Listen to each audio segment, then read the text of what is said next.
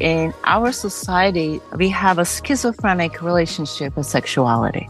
On one side, we are bombarded by sex on TVs, billboards, commercials, and everything. On the other side, we are still being shamed about it. Why so many people still feel intimidated and uncomfortable to talk about their sexual needs, and how can we overcome this barrier?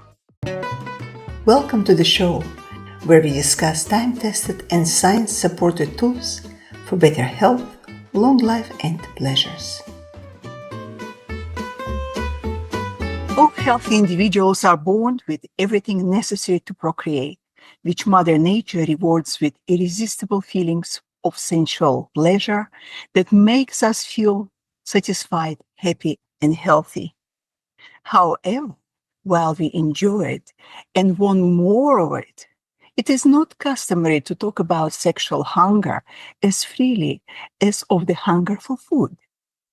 My name is Lillian Zeltzer, and for over 3 decades, close to 4, I researched, practiced, and hunted for natural stimulants for better health, longevity, and pleasure.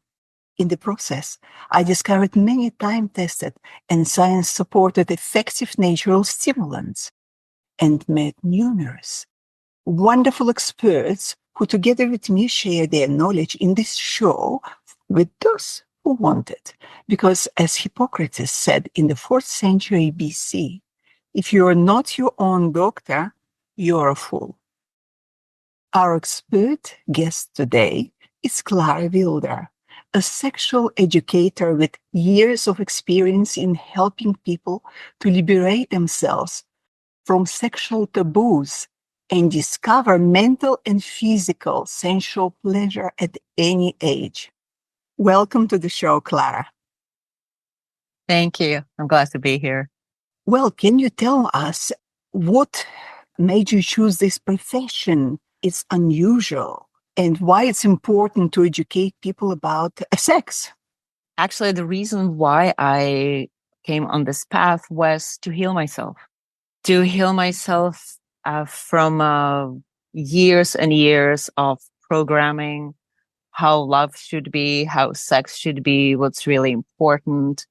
I grew up in a family where there was a lot of affairs, illegitimate children, and so I took that with me to life. That I have to be the perfect girl. I have to be great in bed to keep the man, and then I realized I actually didn't work that way. And after 2 failed marriages, I realized, okay, I am the source of this. So if I really want to attract the perfect partner and have a healthy sex life and be happy, then I have to start with myself. And when I started with myself, I fell in love with the way I was being, the way my life was unfolded. And I thought, I have to talk about it a little bit more and actually show people how to be in a healthy and happy relationship and have a great, healthy relationship with our sexuality. Because I think that's what a lot of people want, especially in these tough times. A lot of people want a healthy relationship where they feel anchored and they feel cared for and they feel heard and seen. And, sexuality it's the way to do it. It's intimacy, and we are all dying for intimacy. Well, I know it only too well because I was born in the former USSR, where sex was a no-go zone, where out of the wedlock relationships were outlawed. You could get into jail if you just lived together without a certificate of marriage. However, these days, we are bombarded by media, internet, with advertisements, billboards, magazines, with sexual references and images. Why so many people still feel intimidated and uncomfortable to talk about their sexual needs, and how can we overcome this barrier?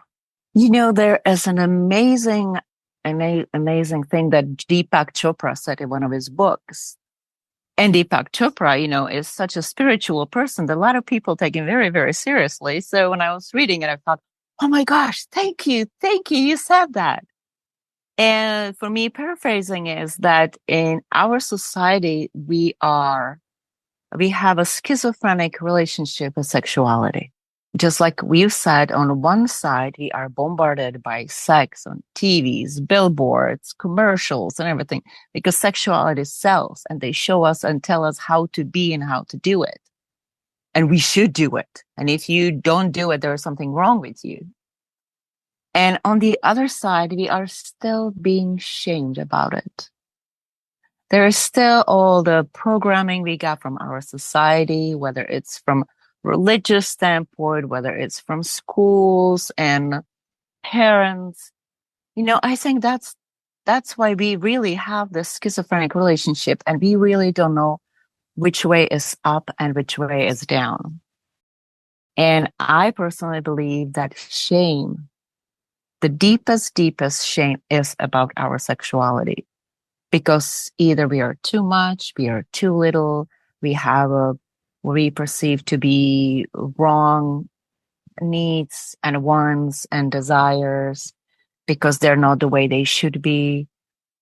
And I think that's one of the biggest reasons why we are ashamed to talk about it, when we are afraid to talk about it, because we're afraid that we'll be called freaks and not good enough and shamed. Yes, we will be shamed and abandoned. We can also be abandoned. I have a lot of clients who come to me and I say, have you talked to your wife, your husband about your desires? They say, oh no, I can't, because there's a fear and the shame. Absolutely, absolutely. And it is the biggest challenge to actually overcome that fear. But it's not everywhere in the world that people are so tabooed about their sexuality. For instance, a long time ago, I met a fascinating Egyptian woman named Susan Ali, who taught younger women the ancient art of love and sensual pleasure. It is in their Eastern culture. So below this video, you will find one of her amazing recipes that I actually recorded. Well, from times of Adam and Eve, people wanted to deepen their feelings of sexual pleasure. Many resort to stimulants like perfumes, strange and illegal substances, cosmetics, certain foods, beverages, fashion, music, drugs, hypnosis, and many other things. In your professional opinion, apart from choosing the correct partner, what can help us create and support a long-lasting, healthy sexuality? Well, first and foremost, I think it's sexuality with ourselves. Healing all the thoughts we have about sexuality, the unhealthy thoughts, all the shame, and have a regular self-pleasure practice. I find that knowing our body and not being ashamed of it, not being ashamed to talk about it and explain what we want is one of the most important things. Because then if we are okay with our sexuality, we'll give permission to our partners when we have them to be okay with theirs and to open the conversation about sexuality and what we like, what we don't like, what they don't like, and having a great conversation. So actually we know what to do and you're comfortable to even explore and go deeper into our relationships and our sexuality. So absolutely the best is to have a self pleasure practice. Self-pleasure, masturbation, and so on, it's all good. But how, after, say, 5, 10, 15, 20 years of being together with somebody, you open your mouth and start talking about your sexuality? What you start with? Where do you begin? Well, that's a tough one.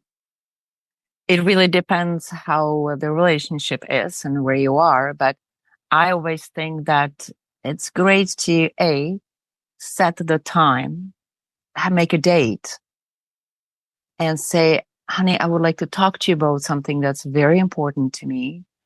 And I'm a little bit afraid to talk, but because I don't know how you're going to take it, how you're going to feel. But let's talk. And it's okay, whatever your reaction is, because we have to be okay with the reaction of our partner. We cannot punish them for if they say, oh no, I don't want that, or this is weird. You know, the communication is really, really number one. It's very important. And it's important to be relaxed with the conversation, not to have any wine or anything. Just to come as yourself and be present, very, very present and understanding. Do you suggest people practice in front of mirror before they do that? Because it is a big step to open your heart to a person who you know for many years and who might ridicule you for just that a kind of desire of being perceived as a sexual creature. What kind of do-it-yourself exercises can prepare us for that step? Well, one of the most important exercises I actually find very helpful is to feel really legitimate about your desires, to really feel that this is what you want and it's okay to want it. And I think visualization is one of the greatest way to really get us into our body and feel okay with what we want and to feel the connection to the desire. So I would say the visualization would be close your eyes and think about actually being in this situation and seeing your partner actually really being interested in it. You know, I think it's really important that we are prepared for the worst, but we expect the best. And that way we are really legitimate about it's okay to ask this and it's okay how my partner feel. I will be fine. It takes two to tango, they say. And Exactly. I love that. unless your partner knows you as a person that can open heart and speak out the needs, well, he wouldn't be able Mhm. to attend to it. Well, I read something interesting on your website, a pleasure-inspired life. A Mhm. pleasure inspired life. What do you call a pleasure inspired life? Well, beside the fact that it's life inspired by your pleasure, I think it's really important we actually know what pleasure is. And we know, and we have to define what pleasure is for us and understand that pleasure is not just sexual. There is so many different kinds of pleasure. And what brings pleasure to me might not bring pleasure to you. And when we actually know what brings us pleasure, we can follow the little breadcrumbs of pleasure during our day, during our life, and living in our pleasure. And that's really important. You know, so for example, one of my things that I love doing and what brings me huge pleasure is breath work because it really brings me into my body and gives me this free high. I tell people Absolutely. I'm with you on I that. get a high every day. Absolutely. Absolutely. Well, I know that you have 6 children. Is it correct? Yes, I do. I have a one girl and a five boys. Yes. And do you teach them sexual dogmas? Do you teach them how to liberate themselves and talk openly about their sexuality with you, with their partners? Well, it's a little bit tricky because I have five boys and my children range from 29 to 15. So with my older children who are 29 and 28, I did not know my sexuality much, but I was always open to talk about. But it's the younger children that I speak often about sexuality. Almost all books you find in my house are somehow about either healthy living or sexuality. And I do have my teaching props lying around. I have my whips and I have floggers. And my children know exactly what I do because I have to be okay in myself, what I do for them and not feel ashamed of it for them to understand and for them not to feel ashamed. Because even if we feel ashamed about our sexuality, our children pick up on it, you know? So Oh, yeah. even we sit together, we watch movies, and I don't say, oh, don't watch that if there's a sex scene or if there's a kissing. We just sit there and we watch it and we are all comfortable because there is nothing shameful about it. There is no taboo about it. But they seldom come and ask me. They all know that they always can come and ask. Yeah, absolutely. Well, since ancient times, people used naked human body to celebrate love, life itself. Yet it's tabooed, and some movies have on it, adults only. I remember times when my father used to say, "You can watch this movie, but from time to time, I'll ask you to close your eyes." Well, of course, I closed my eyes so that I could see it. But he fulfilled his obligation as a parent to protect me from that explicitity. It is, of course, something that is in the past, but I know people who still do it. What's your attitude to it?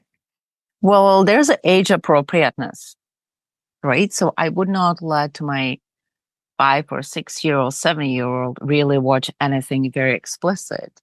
But I think it's the way really how we approach it. But as I said, if we feel ashamed, they will feel it and they will have to shame themselves, even if they cannot articulate it. So there is a proper way to talk and at a proper time. And I think every parent has to decide what time that is good for their children. Because these days, children have access to the internet.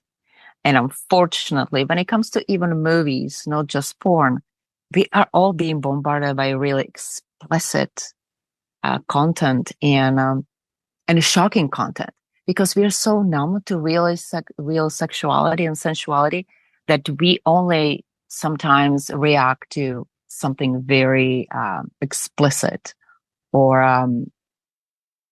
it's mostly just all about the shock value. And we really don't want our children to be introduced to sexuality, but that's something extremely shocking. Absolutely. And that's where your skills and your knowledge is invaluable. That's where sexual educator can help people to liberate themselves at the same time, can do it at the right time.